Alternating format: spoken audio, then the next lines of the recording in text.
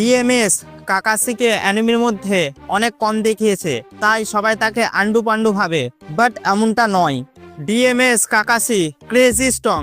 সে এই ফর্মে 90% উচিয়ার সাথে ফাইট করতে পারে, এমনকি কিছু মাঙ্গিকি ইউজারের থেকেও স্ট্রং হয়ে যায়।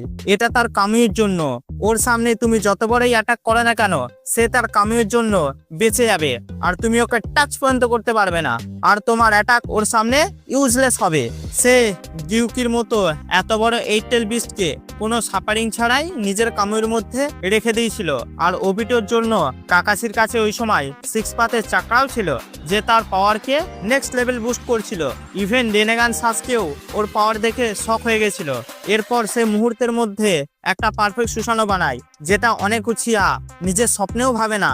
ইভেন সাসকেরও কিছু সময় লেগেছিল পারফেক্ট সুসানো বানাতে, বাট কাকাসি চুটকি বাজিয়ে বানিয়ে নেয়।